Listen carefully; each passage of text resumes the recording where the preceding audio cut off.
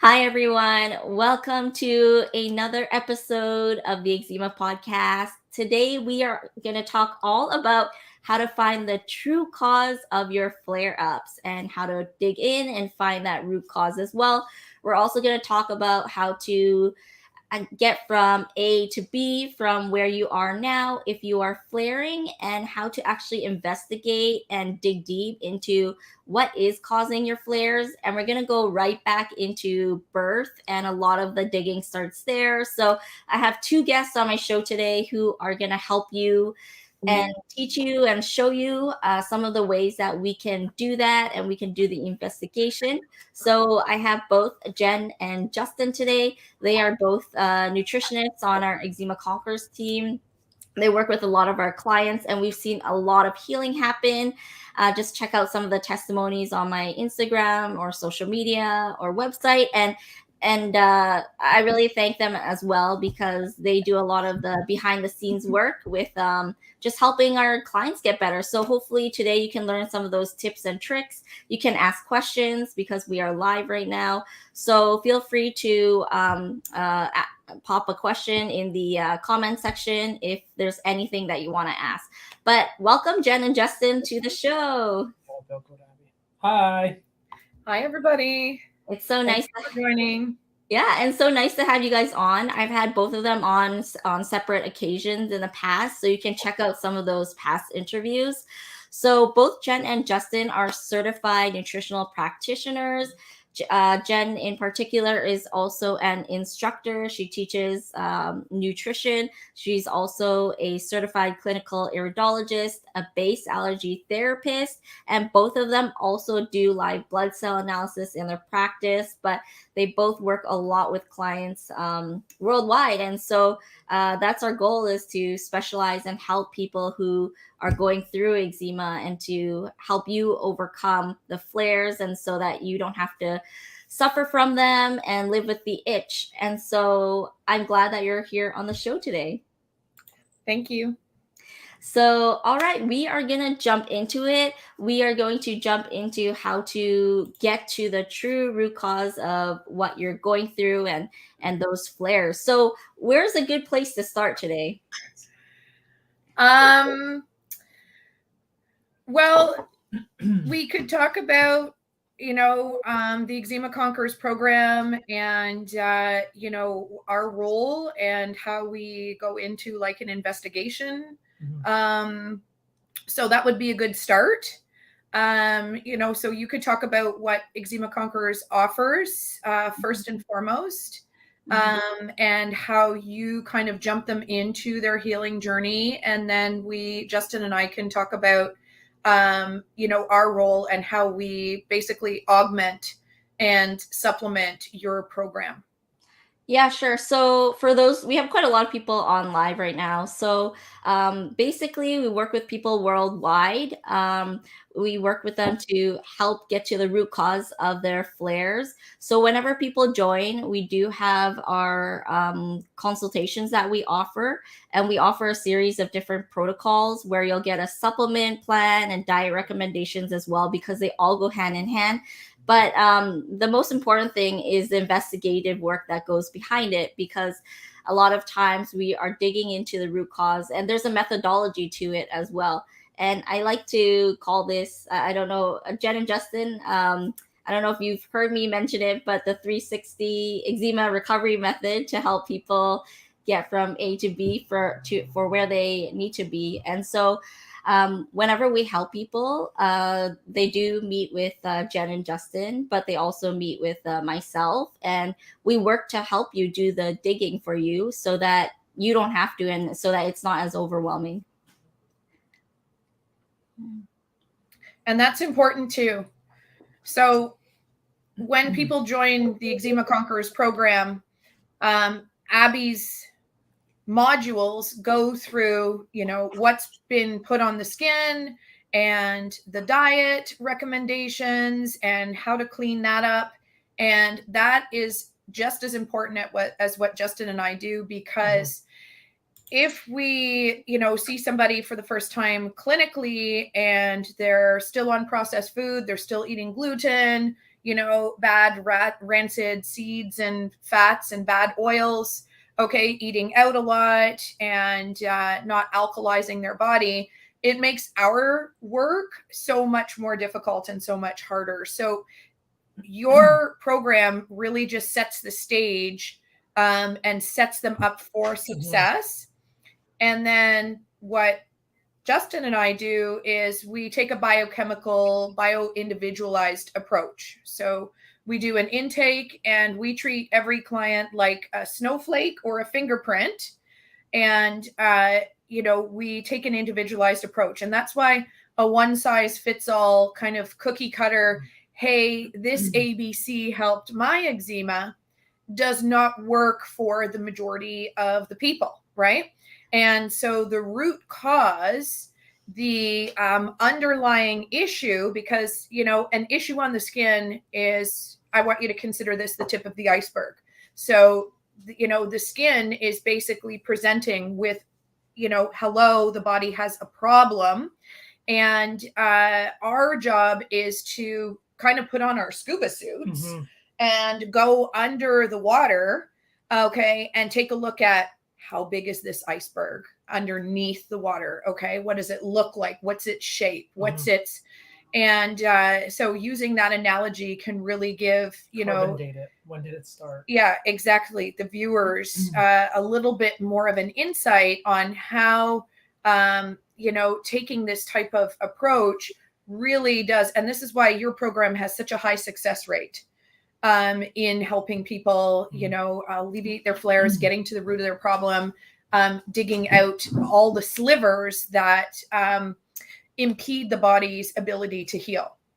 Actually, that's a good segue, because we have a lot of people who have seen other practitioners before. And what I've noticed is that a lot of practitioners, whether it's naturopaths or nutritionists, even they can give what's called Band-Aid supplements, where they only kind of act as a Band-Aid, but they don't really get to the root cause. So what would be some red flags that people would look for if they're working with someone? Especially, you guys mentioned that you guys don't give a cookie cutter approach, which I really love. We never give a cookie cutter approach to anyone. Everyone always receives a customized protocol. So how can someone spot a naturopath who's giving, the same thing to every single person? It's a good question. Without comparing, let's say my cousin, for example, was seeing the same naturopath as a friend of hers, and together they realized that they both have the same protocol. So if your scenario isn't the same as that, I would look for indications where sometimes if they say, oh, food isn't going to help you, or food isn't going to contribute to your eczema getting better, I think that's a red flag. With a naturopath, that might not happen as much, but I've heard that a lot in a more allopathic setting. So I think that's something to keep in mind. Yeah. And then, we look at things like, we know which nutrients heal the skin. So that's called ABCD, right? And so that's vitamin A, C, E, zinc, and selenium. So, just putting in these kind of like Band-Aid nutrients and a good fat. And I mean, those things are important too, but they don't address the root cause. You would also want to look for in your protocol what we call detoxification and drainage. And so the body cannot heal when the sliver is still under in the wound. Okay. And so when I say sliver, I'm literally not, talking about a piece of wood in your finger or a piece of metal in your finger. What I'm talking about is that what is the insult to the body? And so in holistic health, so there's a difference between natural medicine and holistic health. And I think Abby, you and I talked about that the last time. So natural medicine very often puts a Band-Aid solution on, okay? Where they'll just like, when you have a bladder infection, instead of figuring out why you have a bladder infection, they'll just give you, the D-mannose and the some antibiotic type herbs. But what is it that's sitting under this bladder infection? Why is it recurring?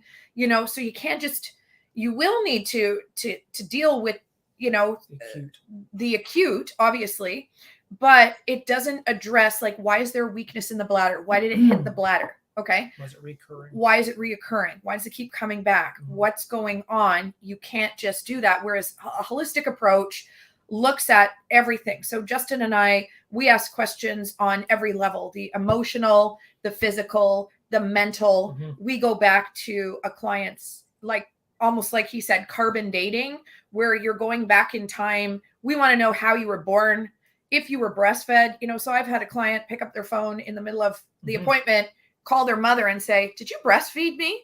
We want to know if the cord was wrapped around the neck, if there was problems surrounding your birth. All of those add a layer of problems onto this. And so eczema is usually what we call multifactorial, which means there is more than one factor involved. It is a collection of issues that you have collected, because everyone wants to know the why, and they just want to hear like one thing, right? It's like, oh, this happened because of this, this one thing. But that's not the way this problem is. It is usually a collective, layered issue. And so doing a very good in-depth intake allows us to what we call uncloak, okay, or peel away the layers. If you all watch Shrek, right? So ogres are like onions, they have layers. Eczema is like an ogre or an onion. It has layers.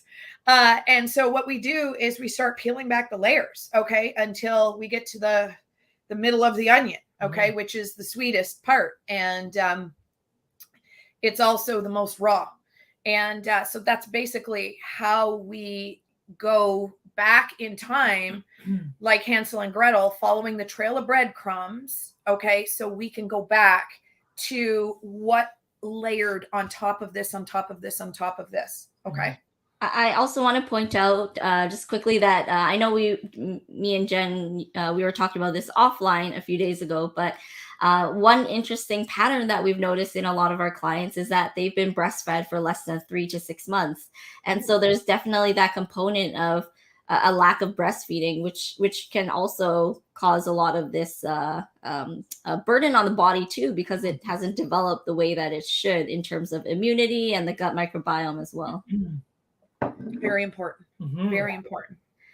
Yeah. And also going back, I also want to quickly share about some of the red flags when looking for a practitioner. Is a lot of red flags that we see a lot is when they're seeing a practitioner who just gives a lot of the Band-Aid supplements like omega-3s, quercetin, probiotics, vitamin D. Like I'm seeing a lot of those being given out, especially when we offer complimentary breakthrough calls to help people and see what they're going through. So that's what we hear a lot is people being given supplements like those ones that don't actually get to the root cause. And a lot of times, I know Jen and Justin, when you guys help work with our clients, we see a lot of hidden pathogens that need to be addressed, whether it's parasites, bacteria overload, fungal overload. So those are big ones too that I feel like not a lot of practitioners always look into. Yeah, I think they're often overlooked. People don't expect them to be a root cause because they think, oh yeah, sure, you have candida. A, they don't know what candida is. B, I don't think they understand how systemically involved it can be in the body. Yeah, and even in the cases when people are working with that with their practitioner, one thing I've noticed is that they don't always work on the drainage component like what you guys mentioned. So that's a big one. Huge. I've seen that missed a couple times. One of our clients came in, they had been seeing a naturopath, and the protocol looked good, but I'm like, there's no binder. And so she kept flaring, even though she was doing a candida protocol. But it was very clear that, unfortunately, that section was missed, but I think that's where we pick up the slack in compared to other practitioners. Do you want to give a bit of background on drainage and why that might be important? Yeah. So most individuals use the term cleansing, drainage, and detoxification interchangeably. And that's because they don't have a thorough understanding of the difference between those are. So to break it down, okay, so that the average person who's not a biotherapeutic drainage practitioner, because I am certified in this, can understand. So cleansing is cleaning an organ. Okay. So when you do Wim Hof method and you're doing deep breathing, you're cleansing the lungs. When you go for a colonic or do an enema, you are cleansing the bowel. Okay. When you start drinking lots of nice, good, clean, filtered water and you try to alkalize it a bit with some lemon juice, you're cleansing the kidneys. And so those are exits. So we call them emunctories, and it is basically an exit from the body. None of those exits work efficiently without the fifth emunctory, which is called the parasympathetic nervous system. And so if your body is stuck in what we call a fight or flight response, or in your terms, maybe the stress response, when your body is stressed, it does not detoxify. And so you hang on to. Now, the skin is considered a secondary emunctory or an exit, meaning that when your body is overwhelmed and all the fire exits are blocked, it's going to push stuff out through the skin. And this is where eczema can, this is where a flare can occur. This is where the eczema may have came from initially. Okay. And basically it's like your filters are clogged or there's a plug in the drain of the bathtub. So that is cleansing. Now, drainage is where you take what we call the extracellular matrix. In the medical system, they will call this the interstitium. And this area is your soil or your river or your garden. It's like your bath water. So this includes the lymphatic system in the body, which is your body's waste management system, and the fluid that your cells and tissues bathe in and float in. And so if the exits are blocked, such as you're not pooping every day at least one time, okay, and you talk about the Bristol stool chart and what a healthy poop looks like in one of your modules. If you're not drinking clean filtered water, and please, a Brita is not a filter. A Brita is a deodorizer. Okay. It does not filter the water. It is a very, very weak filtration system. If you're not filtering the water, you become the filter. Okay. And so your kidneys and liver has to do way more work. So a proper filtration system, which I know one of your modules also talks about as well, how to get clean water in. Okay. What happens is your bath water gets dirty. And then you can't cleanse and you can't drain. And then the term detoxification has the body detoxifies in two ways. Number one is the liver has a pathway called phase 1 cytochrome P450 pathway, and then an intermediate pathway, and then a phase 2 pathway called the conjugation pathway. And so what the liver does is it takes all substances that are around the body, including your body's own natural substances, such as hormones, and it biotransforms them into something less toxic. And the liver, of course, with the help of bile from the gallbladder, dumps into the bowel. So that is an emunctory or an exit. Okay. What also needs to occur is that if your filters are clogged and your bath water is dirty, what eventually happens is the cells become toxic. And this could happen any type of cell, a skin cell, okay, a brain cell, a red blood cell, a cell for the kidneys, a cell for, and so this at the cellular level now becomes toxic. Detoxification is dumping cellular waste into the bath water, the extracellular matrix, and then your filtration organs need to eliminate that. So detoxification cannot happen before drainage or cleansing. Okay. So Justin and I would never put one of our Eczema Conquerors participants on a detoxification program if they weren't pooping or if they weren't drinking enough clean filtered water.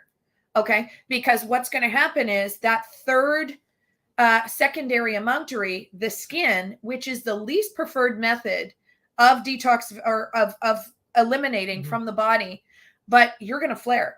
Okay. And this is where, again, you're saying how to spot a practitioner that really is guessing and doesn't know what they're doing is if they embarked on a program and their skin got horribly worse. Okay. And you started oozing and stuff was coming out.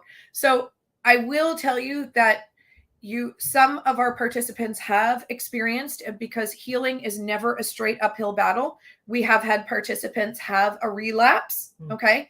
You'll heal, and then you'll have a setback, and heal and have a setback. And what we want to see is every time you have that setback, you get a little bit further up the hill. Okay. And so that's what we want to see. We want to see more time in between flares. Okay. Stronger skin, less bleeding. We want to see the flares maybe not as bad. Okay. Not oozing. So if somebody went and saw another practitioner and their skin became this horrible hot mess, that practitioner didn't do what we call order of operation, or they tried to get to the middle of the onion without peeling any layers back. It doesn't work that way. Yeah. Like you mentioned, some people do experience what's called a healing crisis or a detox reaction, but that's a bit different from what you're sharing about, where they're actually getting worse because of the protocol not being done in the right order.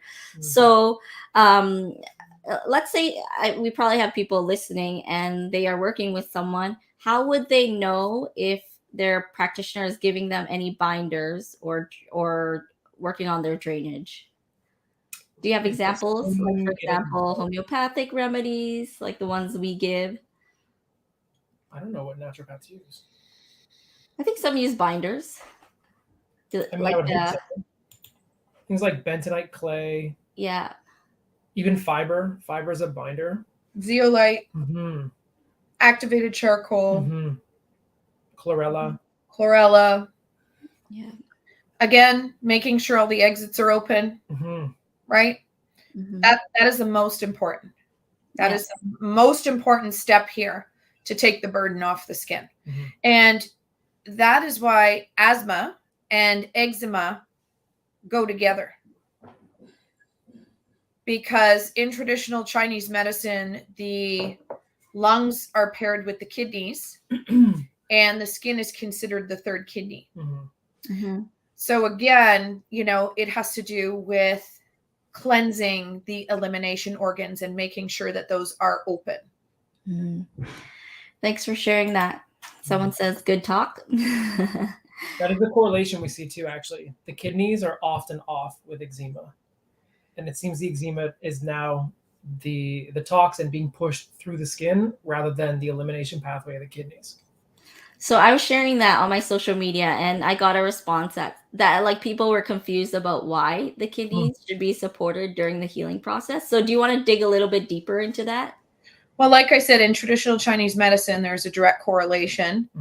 Again, you have to think about how the body eliminates, right? So let's talk about the 4 major ways. So what do you do the most in a day to eliminate toxins and waste? You breathe.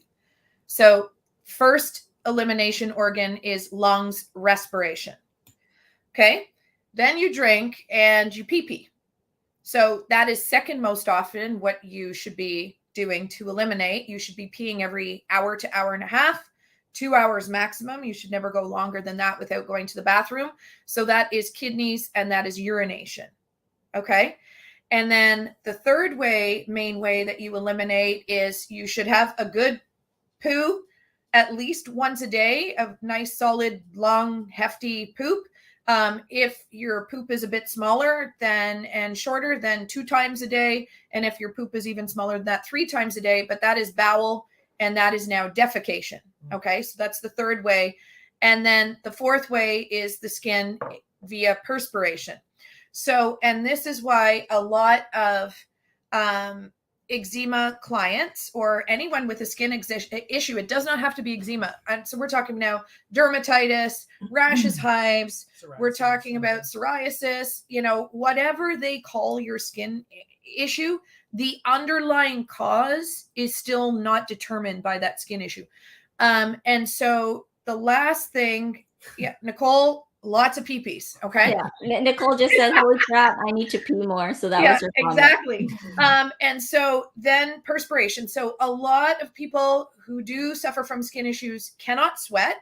And if they do, they flare because the body is like, I just need to push this stuff out because it's not coming out through respiration, urination, defecation, and so it's going to try to come out through the skin. Okay, so that's the way we explain it. And then again, if the body is stressed and there is adrenal fatigue, or if the nervous system is overwhelmed or taxed, and you're in this always like kind of panic mode, always worried, always like holding your breath, what do I have to do today? I got to drop off the kids. I got to pick them up. I got to go to work. I have to grocery shop. I don't have any food. And you're always kind of like in that tired, response. You don't eliminate properly. Okay. And so we always find that we have to add some additional type of like stress support. Oh yeah.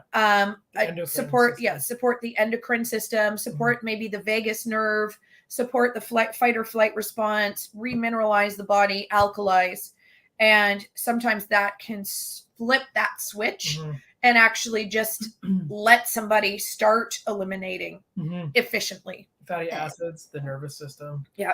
Yeah, and that's what I love about our approach is that we take a multifactorial approach and not just like target one area, like the Band-Aid supplements that a lot of practitioners gives, like the omega-3s, probiotics.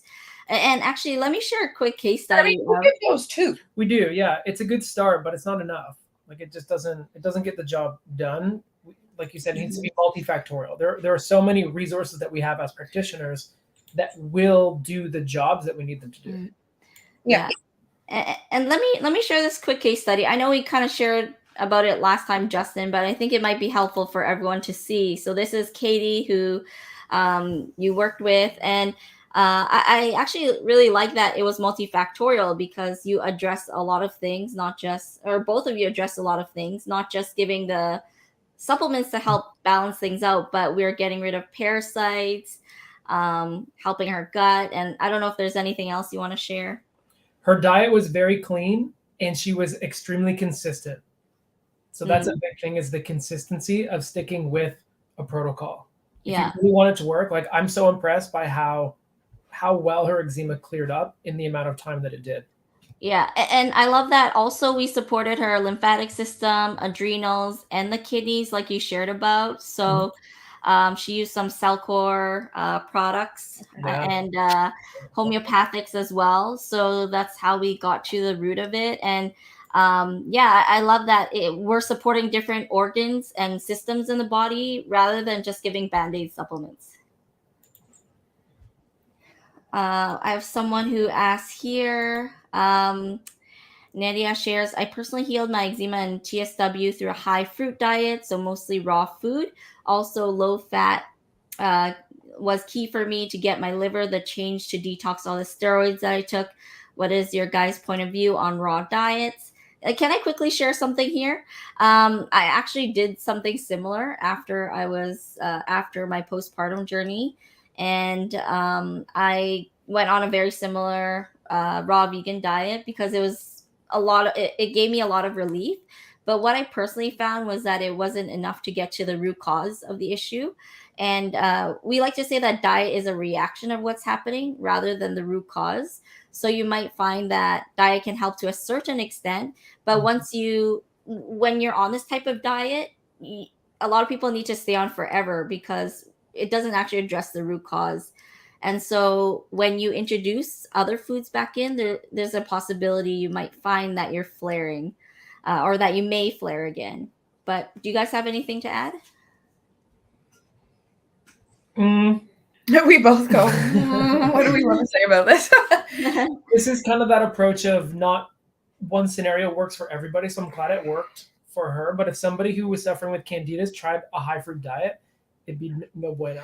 Yeah. And like Justin and I see a lot of the issues with people who suffer from eczema, almost like autoimmune, which stems from intestinal health. And a raw diet is not recommended for intestinal issues. So you think about somebody who may have, like SIBO or candidiasis, mold, fungus, in the gut, overgrowth.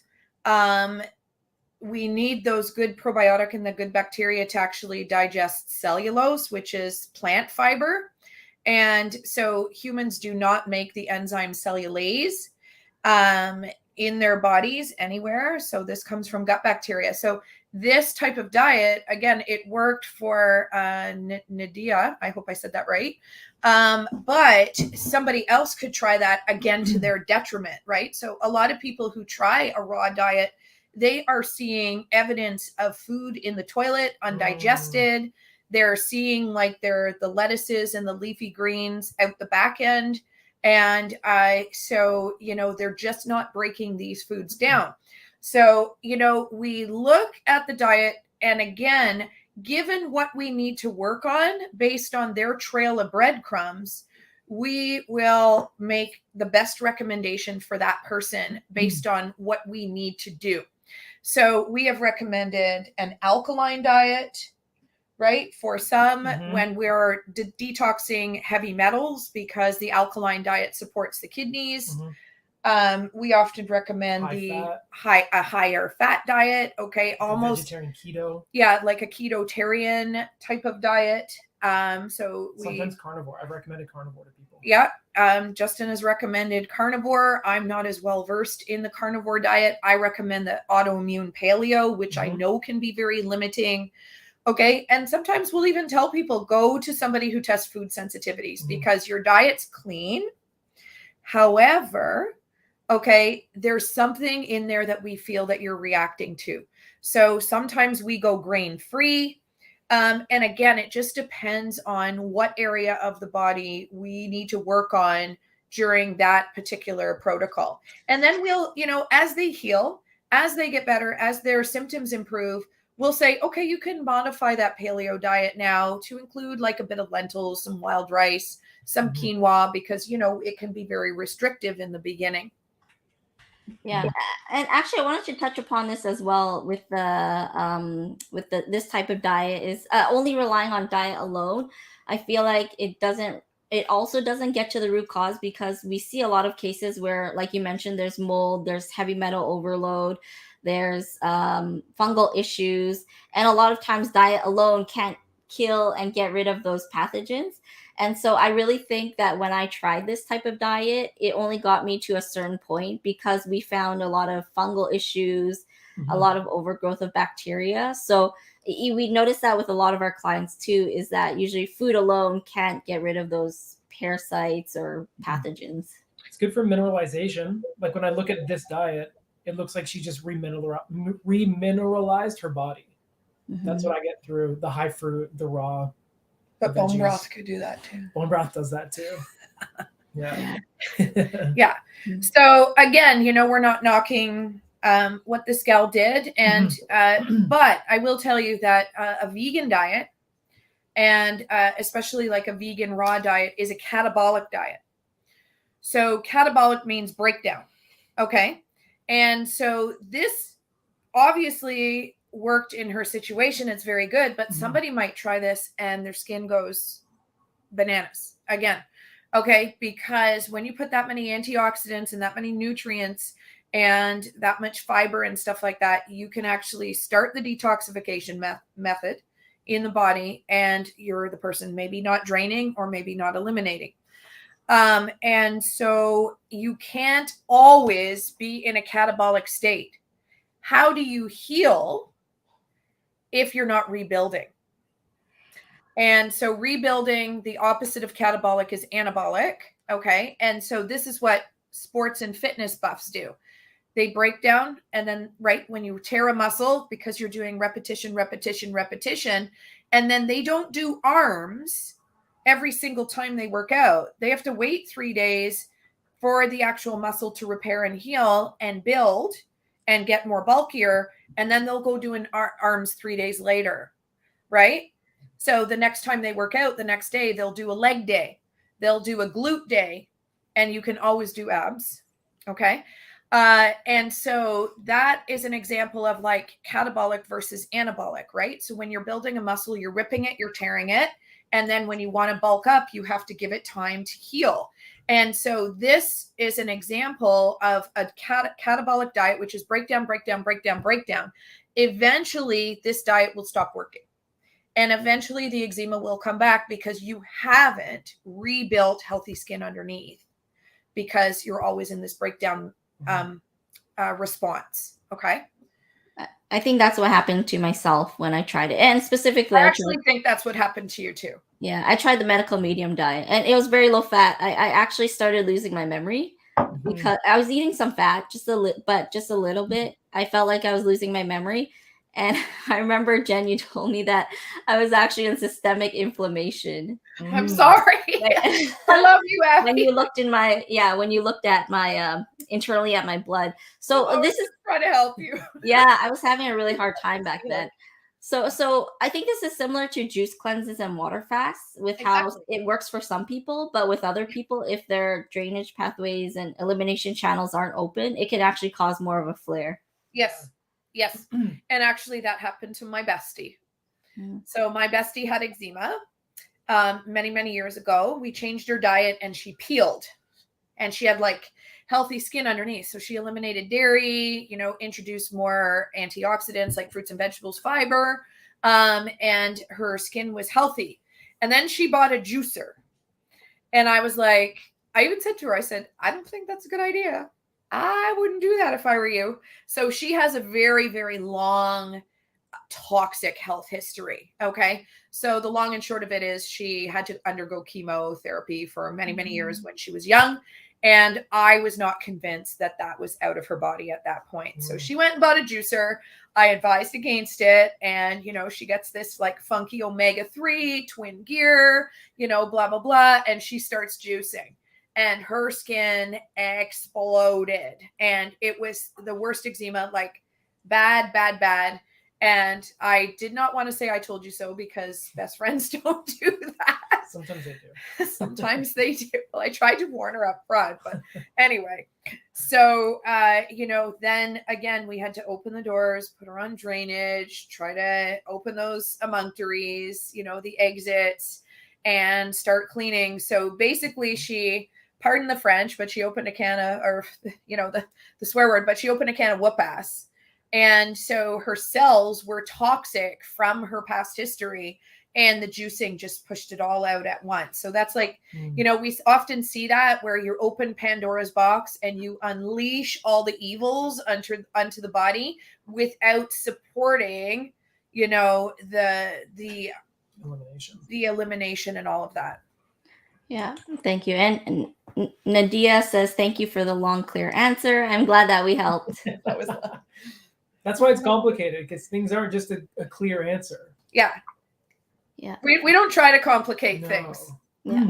I often get asked, how do I heal my eczema? Just when people find out that I work with eczema clients, it's like, oh, what can I do? And I'm like, you need to come and see us, because this isn't just a discussion you have at a party. Yeah. It's not just, can you just don't eat dairy and eat some walnuts? Yeah. Like that just doesn't work. Well, it might work for somebody, yes, but that wouldn't work. Yeah. I also find that it's definitely a lot more complicated now to just help people not to eat this or this. And because it's so much more complicated with all the, until we look at the symptoms happening inside the body. Right. And so this is like the 7 layers of healing, right? So we ask ourselves, what's the toxin? We ask ourselves, what's the deficiency?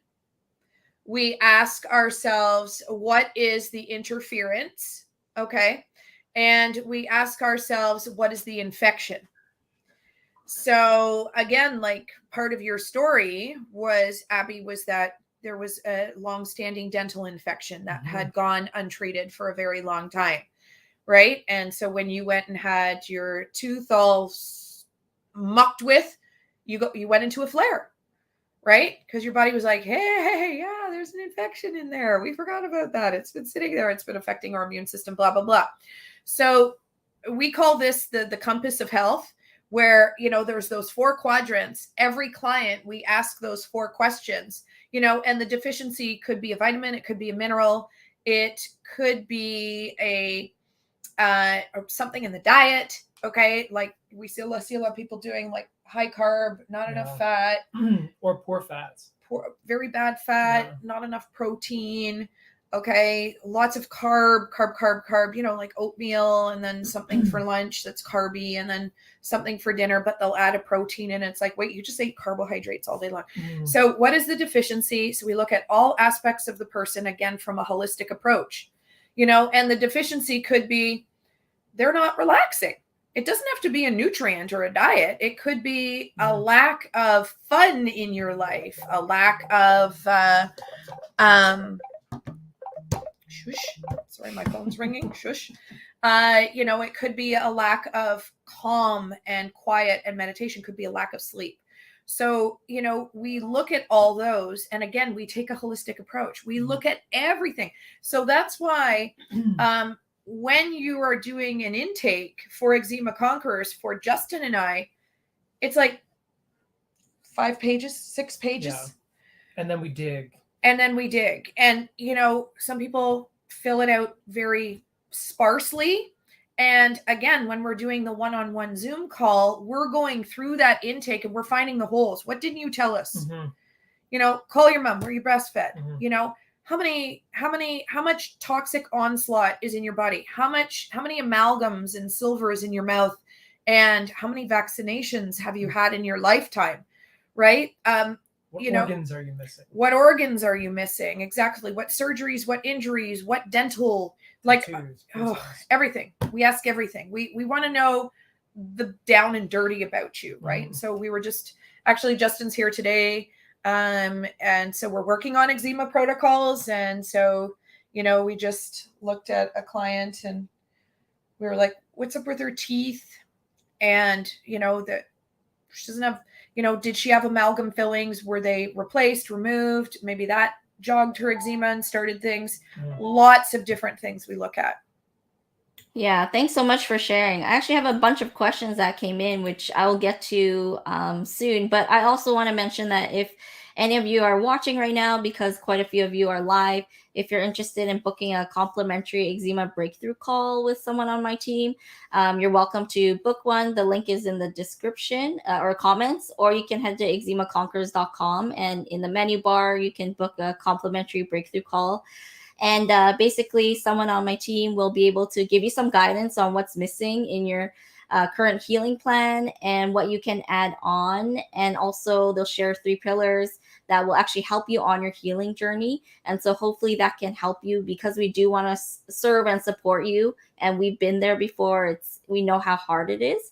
So we'd love to help you more. So head to the link in the comments or eczemaconquerors.com for that.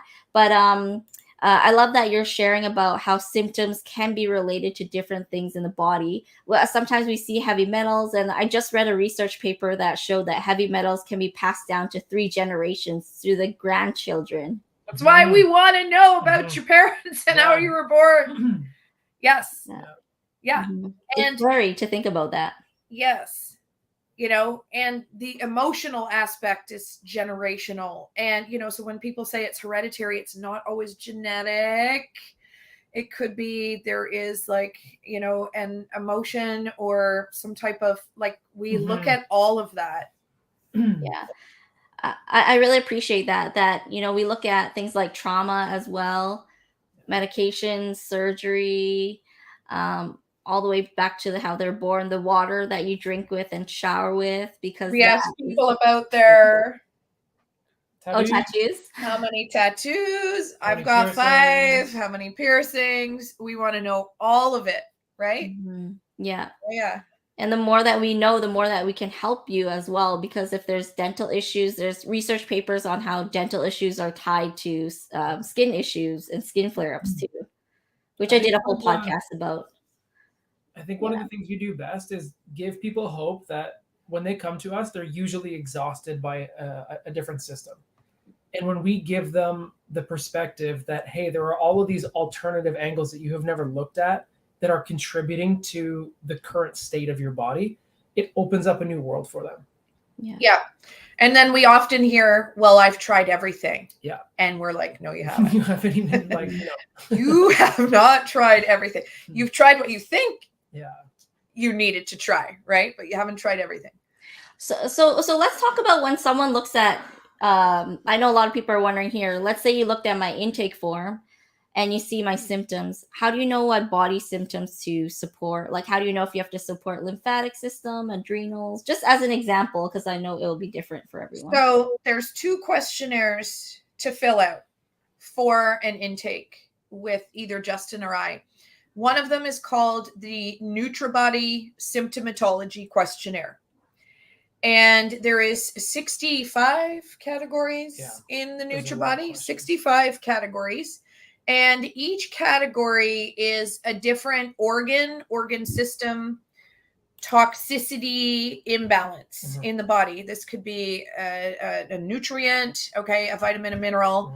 And each section puts and lists the symptoms that would happen in the body that a human would experience in these different categories. And so when we look at this NutriBody results, and I don't know if you want to bring an example of one up on the screen, so they can see how it kind of charts it for us.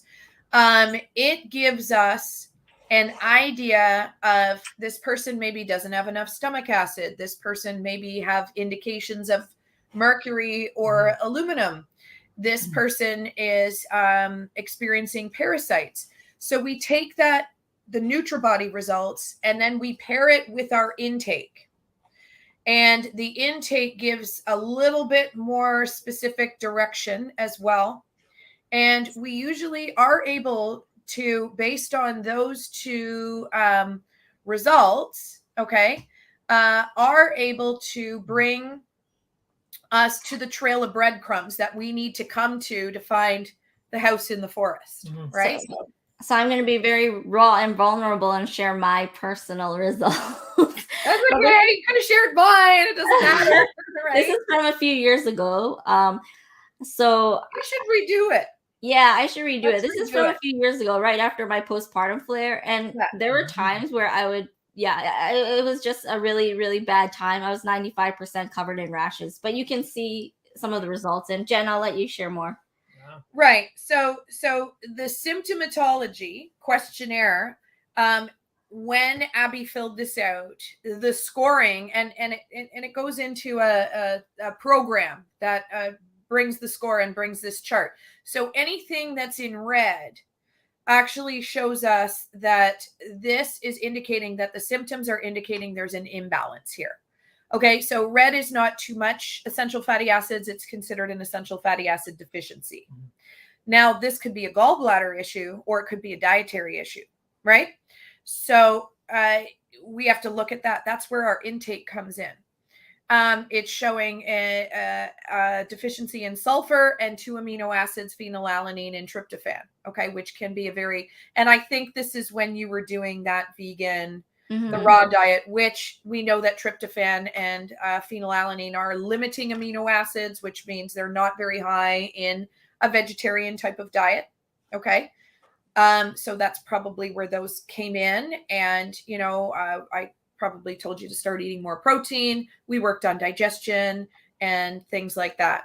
So when you see like the vitamin A down here in the bottom corner and the score is low, we're not worried about that. Okay. Because the score is low, meaning Abby's body and Abby's symptoms are not indicating that she is missing vitamin A. Right. And so this is what we like about the NutriBody, and it can be very, very helpful here. And again, I think you did this when you were on that raw, vegan fruit diet. And again, as Justin explained, very high in carbohydrates and sugars, because all plants are carbohydrates, right? I mean, there's protein and fat in them as well, but most plants are carb based. I mean, they're classified as a carb nutritionally. And so it also showed that there was some blood sugar issues. So then we tailored your diet recommendations to changing that around. Okay. And I bet you if you did this now, it would be completely different, right? So that's why we always like to revisit and take a look again at the NutriBody. So let's say people are watching and they're wondering, because we've had questions about this before, like how can an online assessment give that much information with nutrient deficiencies and organs and systems that might be out of balance? Well, symptoms are your body's language. Yeah. And so most people just don't know how to read that language, right? Like you don't get a headache because you have an acetaminophen deficiency. Okay. That's science. So the headache is there trying to tell you that something is wrong. But because most people don't know how to read that language of the bodies like we do, and to be honest, this is the course I teach at the Institute of Holistic Nutrition. I teach symptomatology. I teach how to read the signs and symptoms of the body. And, so we're very well versed in, if the body is experiencing a headache, what do we need to look at? So, a headache could be circulatory. A headache could be a blocked detoxification system. A headache could be especially liver, gallbladder. Yeah. A headache could be not drinking enough water, so dehydration. A headache could be that you're missing a key B vitamin, which are vitamins very important for the circulatory system. Okay, so there's multiple different reasons for a headache. And then, so these are all listed in the symptoms. Do you drink enough water? Do you blah, blah, blah? Okay, and then we look at why the body may be experiencing headache, right? So an aspirin or a Tylenol or a Tylenol 3 or Advil or Motrin or Aleve or whatever it is that you take will never cure a headache. It just blocks the symptom. Okay, so you can go on with your day and still work and function and take care of your children and your family, but that headache very often will come back. And it's because, again, you haven't addressed the root of the issue. You're still not drinking enough water. You still didn't go and clean your liver, right? Yeah. And I think that's helpful to know. So we have a few people that are probably thinking that, what happens if I want a more physical test that will give me answers on what's happening inside my body, because we know some people like physical data. So let me just quickly show the hair mineral analysis, which is another option that can be done as well. So I'm just zooming in. So I know Jen and Justin, this is something that you guys have worked with in the past as well. And again, it gives some indication into minerals that might be out of balance and also heavy metals as well. Yeah. So the hair is a good indicator because it grows from inside your body out. And it has it tells you a lot of key imbalances. Also, the ratios when doing this is important. So it's not always completely clear cut. Okay, so there are ratios that show us like the ratio of magnesium to potassium. That can indicate adrenal dysfunction. Okay, there are ratios of other minerals that can indicate thyroid dysfunction. Yeah. It tests for toxicity in metals here, right? Which very often is very good. So we like to see that. So what do we see? Is that lead, mercury? That's silver. These are probably all from your amalgams. Yeah, those can be from amalgams. Okay, and this person also has some arsenic, so maybe eating too much rice. Okay, or apples. So it could be dietary. It could be environmental where you're getting these. And a lot of these toxins and heavy metals actually compete with minerals. So they're called molecular mimickers. And again, this is all stuff, as practitioners that we know and that we've learned. But somebody just doing research or something like that, this may, and remember the internet is censored too, very, very heavily. So trying to do your own research, how to heal eczema and something like that, like it's just, it will funnel you. Yeah, it will funnel you. Yeah. We have someone who says, oh, sorry to cut you off, Justin. We have someone who says this is good stuff. Another person said, this is truly great information. Thank you. Sorry, Justin, what were you going to say? I was just going to say it's quite literally a language that we understand. Like, it's a good analogy would be if you don't know Spanish and somebody speaks Spanish to you, and they say, how the hell do you understand what that is? That's the language that they understand. We understand the body. Like it's cerveza, por favor. Gracias. Gracias. Those. I learned my Spanish from Dora. Dora. Because I have 4 kids. Cerveza. Dora likes to drink beer. That's funny.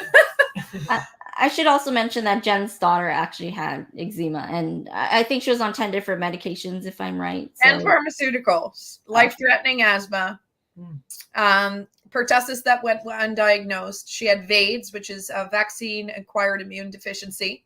If she left the house, she'd be hospitalized. So, there's a show about this, like The Boy in the Bubble. That was my life. Okay. So if I wanted to go to the library, that would end up in a hospital visit. And my daughter is now 29 come December. Not on 10 pharmaceuticals, not on any pharmaceuticals. Actually, we don't have a pharmaceutical in our house. She lives out west now, so she's living her own life. But it was natural medicine that saved her soul, basically. Okay. So I do have a vaccine injured child. That's my story. That's how I got here.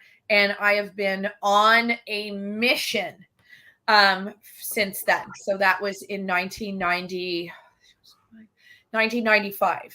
I've been on a mission to help other people to heal, to bring knowledge, to study on my own. And I basically spend my life reading about this. Like, I don't read fiction or science fiction. I read nutrition books. So you can see my extensive book collection and my supplement collection. I have books all over my house.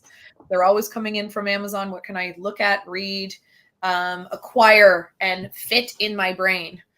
Yeah, I know. I know you've taken almost every course out there that's humanly possible. So I really love that. So we have someone who's asking about bacteria, and so I'm just gonna quickly share that something like this is definitely possible. It's because there's other options out there. It's not always necessary, but the gut test is possible to see what's happening in the gut.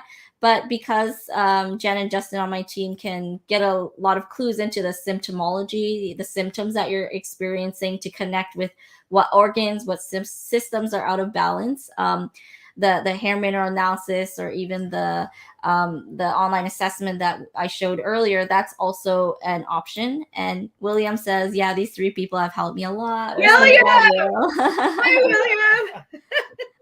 We love you, Will. We've seen that. Will's seen so much healing progress, and Will, if you, Will, maybe I'll quickly share some of your progress if you don't mind, but you can let me know.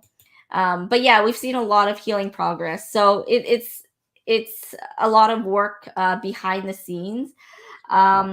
So yeah, let me quickly share Will's some of his before and after photos, because he's come a long way as well. So amazing. You can see this, like his skin. I don't know if I can zoom in on the whole thing. Yeah, so this is and then his lips used to ooze a lot. Good.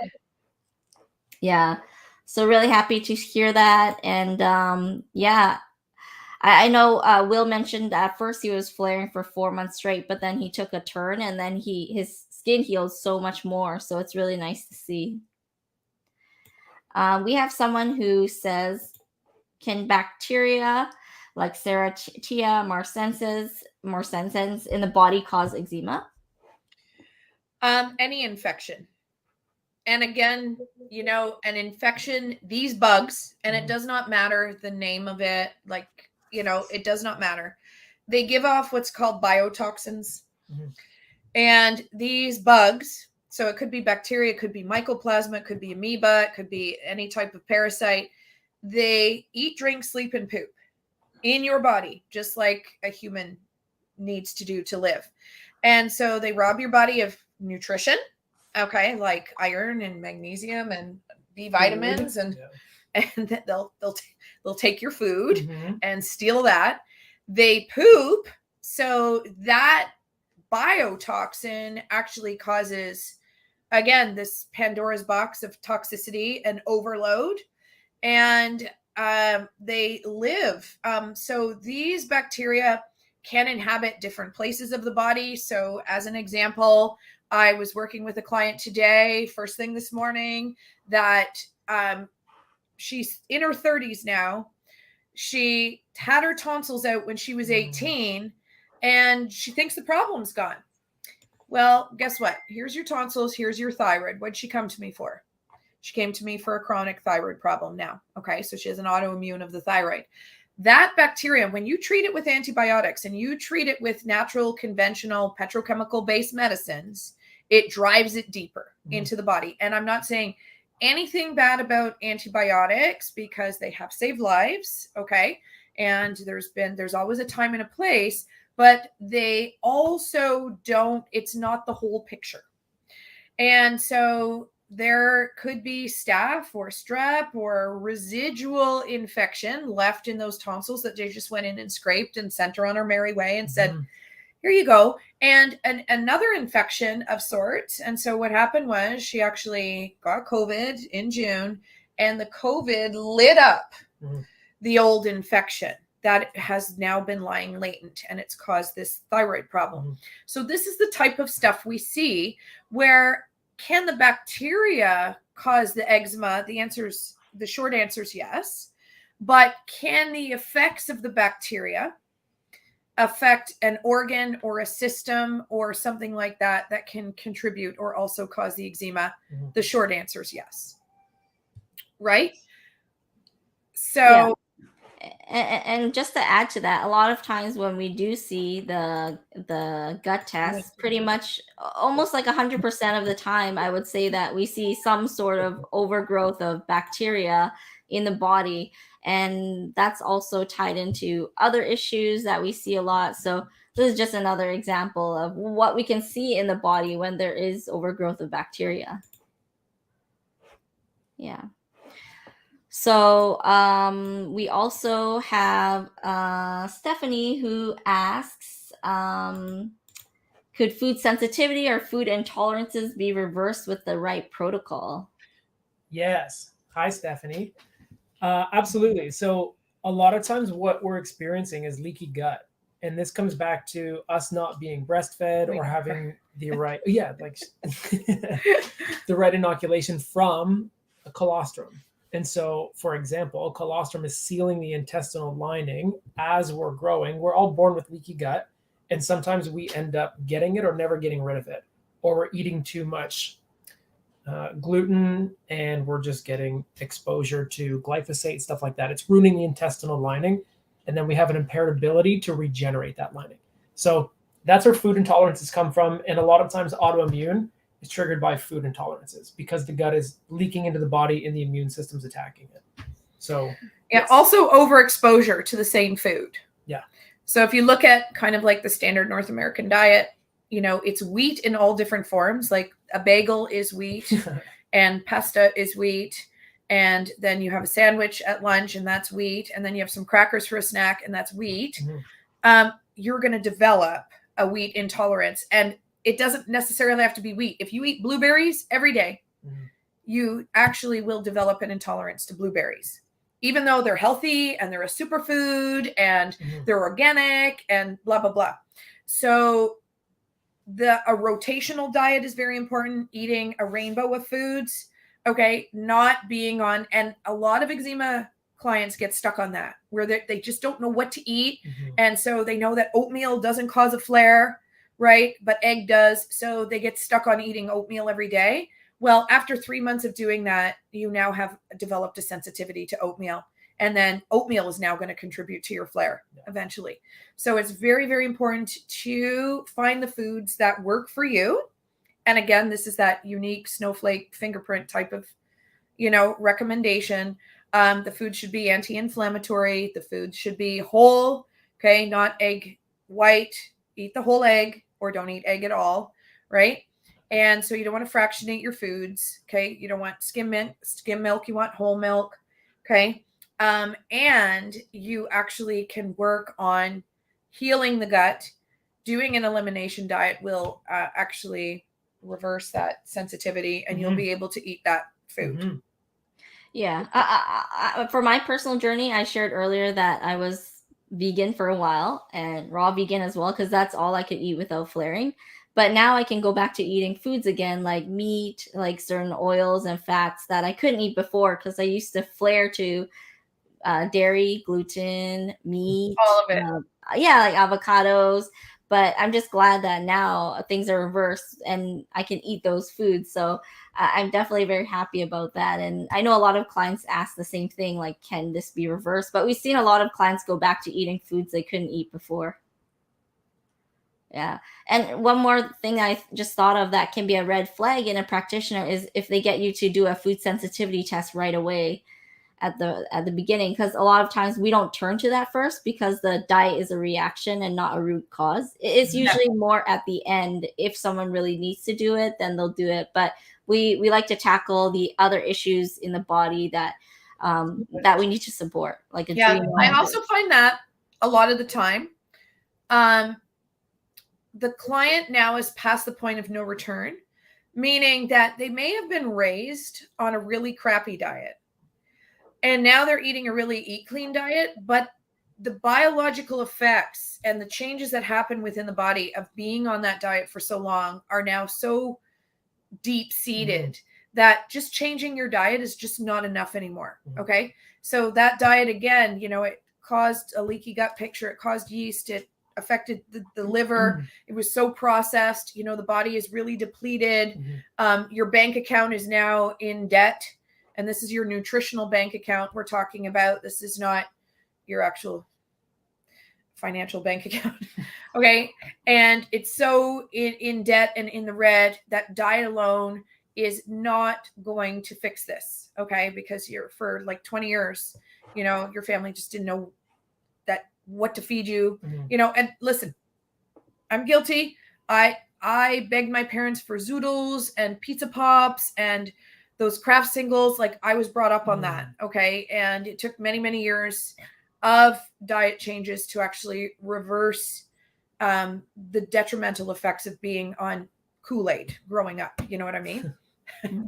Kool-Aid and Captain Crunch. Kool-Aid. I loved Captain Crunch. Captain Crunch was like my favorite breakfast cereal. I could not even eat a Captain Crunch now, but anyway. So someone else asks, is there a reason why my body heats up in the evenings? Kelly, okay. When things happen at a certain time of day, we look up something called the Chinese organ clock. So I don't know if you want to bring that up, Abby, just so Kelly has a little visual here. And so there are certain organs that are active and trying to function at different times of the day. So when we see things happen at the same time each day, we want to look up what happens, what time of day, which organ is, did you get that, Abby, the visual? I'm just trying to share it on my screen. Give me 1 second. Okay. So Kelly, pay attention to what time this happens at and start kind of keeping a journal. You know, is it 6 p.m.? Is it midnight? Okay. We kind of want to hone in on the time here, right? Not just evening. Also, I will tell you that when symptoms occur in the evening, this can actually be an indication of a viral load, which means that there may be some type of underlying viral infection. Yeah, that's the one I like. Okay. So here we are. We've got 5 p.m. onward. We've got kidney, pericardium. We've been seeing a lot of that lately, but we won't talk about the reason why, because that's not what we're talking about here today.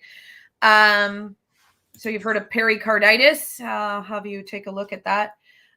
Triple burner, which is a Chinese meridian, and then gallbladder, liver at midnight, 2 o'clock. Okay. So, and again, viruses are more prevalent and kind of, I don't want to like to use the word active, but just for lack of a better word, active in the evening. This is why, you know, when you have a viral infection like a cold or a flu, it gets, you know, you're kind of fine during the day, you get up, you go to work, you go to school, and then you just literally start sneezing at like 6 p.m. onward, you know, and you get all congested and stuff in the night. That's an indication that there may be something viral going on. Yeah. And also Kelly a lot. She can look that up. Chinese organ clock. And also with topical steroid withdrawal, we see a lot of temperature and body temperature fluctuations. So sometimes some of our clients have like night sweats at night or chills. And so there's that temperature fluctuation that happens too. Yeah. But a lot of great questions today. Do you like those? Yes. We're laughing at the little remedies that they had on that Chinese organ. Oh. Yeah, pericardium, have more sex. That's the antidote. Yeah. So pick that right up. Yeah. So I love that we've been able to touch upon so many things today. A lot of questions have come up. Actually, let me quickly share one more case study because I know we have a lot of people on right now, and it's nice to be able to share some examples of people who have healed or gone better. And so this is Jenny from one of our earliest clients. And you can see here on the left, she actually couldn't drive. She couldn't open a bottle. She couldn't tie her hair, and her husband had to help her do all of that. And then you can see here that when she got clear really, really fast after the first protocol. And one thing she mentioned, which we talked about earlier, was when she switched to filtered water, that actually helped her skin a lot. Yeah, that was a big one for her. Yeah. I was like, what are you doing? Drinking fluoridated, chlorinated, contaminated water with pharmaceutical drugs in it and chemotherapy and birth control. And I'm like, that is a no-no. That is and that's a good example, Jen, of how looking at the symptoms and the online assessment really helped, because we were able to get a sense of what was causing the imbalances in her body. So even things like adrenal fatigue, because before she had seen a functional doctor and she mentioned that it didn't help her. And so with the symptomology that she was showing, you guys were really able to give a good protocol to help address a lot of the issues. Yeah, and she had used steroids for quite a number of years too. Yeah. So do you think that rashes on the body show show the location of the body? Does it give an indication of where, it's right there, what can be happening or where it could be? Everything is everything. You stub your pinky toe, we want to know about it. So via the Chinese meridian system, you're like my Vanna White. Via the Chinese meridian system, nothing happens on the body by mistake or randomly. So again, if eczema is on just this middle finger, so we had to look up this chart today. Justin actually got me this chart from CHFA. I got a lot of stuff as a gift. And it's been very helpful because we were not able to find a good hand Chinese meridian chart. So now we have one. And so we were working on digestion with this particular Eczema Conquerors client. And her chief worst eczema is on her middle finger. So number 2, 5, and 4, if you look inside the chart, actually talks about digestion, funny enough. So we looked up that. We're like, oh, good. Okay. Like, we're going to work on digestion. It's going to heal her middle finger. And for eczema on the face, we look up the Chinese face mapping chart. Okay. And if you want to bring that up, we can just show. So if you have eczema on the eyelids, this part of the face is the liver meridian. If you have eczema down here, this part of the face is the kidney meridian. Okay, this is the stomach and the intestinal tract right here. So everything. And I even went on a training for micropoint stimulation, and they even talked about like every freckle, every mole, everything that you see on the skin does not happen accidentally. The body puts it there in that particular area for a purpose. And then of course I have like this giant freckly mole right here on my neck. And I was like, oh, that's probably, when I wasn't eating healthy, this organ was affected and my skin was trying to push it out. So here, this is a very basic one, but I like this image just because it breaks it down. If you have eczema on your face, you want to look at, again, the Chinese organ chart, if it happens every day, the Chinese meridian system, what organ is being affected, and sitting underneath this causing a problem. Okay. So, oftentimes if they just have like a little patch of eczema in one place, we're looking at that. The common areas, neck, inside of arms, that's lymphatic. We have to think about what's happening with the body's waste management system. And again, the lymph is a garbage system for the body. We have actually 3 times more lymph than blood in the human body. So our body does have methods of elimination that can really get trapped and stuck and again, start pushing out through the skin. And this can happen in reverse too. This is why we touch on tattoos and piercings. If you are putting something on a specific part of your body, there's reflex points. So it could, unfortunately, reflex. So what happened here? He got a tattoo of the digestive system. Irony. On the large intestine meridian. Yeah. And then he started having some bowel problems Yeah. that we had to fix up. Yeah. My septum piercing threw off my stomach. It took 5 years to understand that. So, I mean, there are repercussions. Now, I'm not anti-tattoo by any means, and I will continue to be tattooed because we know how to remediate them.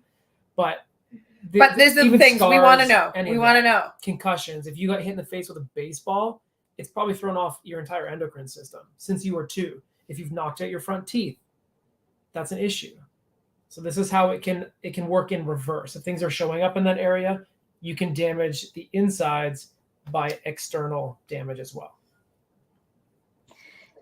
Yeah, let me show a chart with the tooth meridian chart, because when I was having my dental issues, and a lot of our clients do have dental issues. They do. Jen, I know you like to point to a chart similar to this where every on my door. Yeah, every tooth in the body is connected to an organ. So right. This so is if on you have an infection under that tooth, if you have a root canal in that tooth, if that tooth is an implant, if there was a bone graft on that tooth, okay, we now want to know about the tooth, and is it throwing off or is it affecting that particular organ? Mm-hmm. Yeah, so you can see number 41, 42, just as an example, that's linked to the adrenal glands. So I hope everyone who's watching this really understands how intricate and in-depth we actually go when we're putting together these protocols, right? Yeah. So there's an hour appointment, but then our R&D, our research and development, is another at least hour after that. And we work together on this, right? So that's like an hour for him and me. And even longer if you're in another country. And our clients that are international and in other countries, that takes longer because now we're sourcing supplements and products that are not the same as here in Canada. And we want to find the equivalent potency. We got to dig around on iHerb and like for our clients in Australia, not necessarily iHerb, but other websites. United Remedies. United Remedies and Barrett's and something in the UK. And we had a client in Greenland. That was fun. Trying to get supplements because the shipping there was like uber expensive. We would take that into consideration as well. So it's very, very intimate and intricate. And a lot of people don't understand what we do behind the scenes, so that's why we were happy to do this podcast today, because, yes, it answers a lot of questions of the how and why, but they don't understand how hard Justin and I work on these together. I feel like, and it's good we're talking about that now, because I think even with a lot of our clients, they don't always see what's happening behind the scenes and all the research. And I know that usually when most people go see a nutritionist or naturopath, they give you the protocol on the spot. And so that's why we spend a lot of extra time to do the research behind the scenes, especially like you saw on that chart, how every tooth, every location can be linked to the way your skin reacts and how your skin is currently doing as well. So everything definitely has a big link with each other. Yeah, we are all intertwined and interconnected. Yeah. So I know we're almost near the end because we've been sharing for a long time. One last question that came in from Nicole is, once a client goes through all the protocols that are necessary and heals their eczema as best as possible, do you give them a maintenance plan to prevent flares in the future? We could. Usually our eczema clients are so severe and far gone that they may need, so with Abby's program, they get to see either Justin and I or a combination of the two of us 3 times. We have had eczema clients request further appointments because they know that they're on the brink of true healing, and they're just not there yet. So we just put together a protocol it was protocol number 5 for one of our clients who just knows that there's just a little bit more that she could do to just get over that last hump. And she's seen amazing healing, and there's just a little bit of irritation left on the skin. And for maintenance protocols, really, you're going to maintain the diet, and you're going to be on just like, a good general supplement regime. So vitamin D in the winter, if you live above the 42nd parallel. Omegas, a probiotic, a good multivitamin. Again, during times of stress, we can help and recommend additional support so that, again, your nutritional bank account doesn't get drained during travel.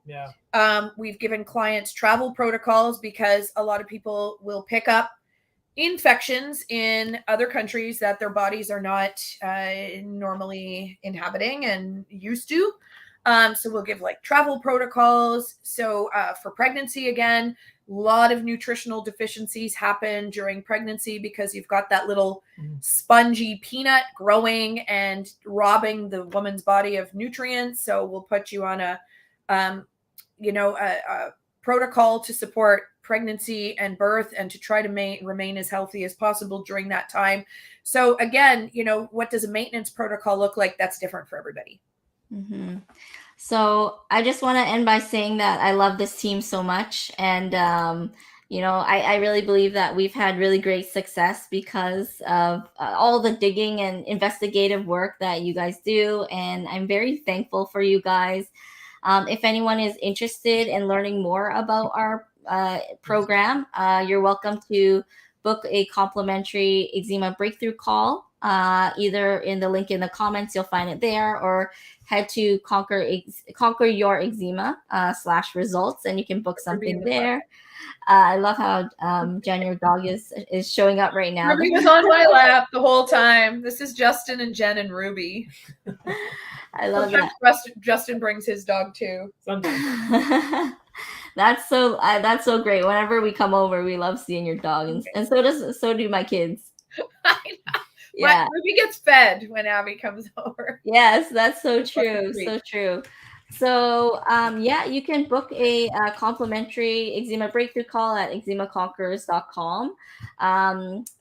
You'll see it in the menu bar or in the link in the comment, and you'll get to learn more about how we can help you and how our team works in case you have any questions, and we can tailor something specifically for you.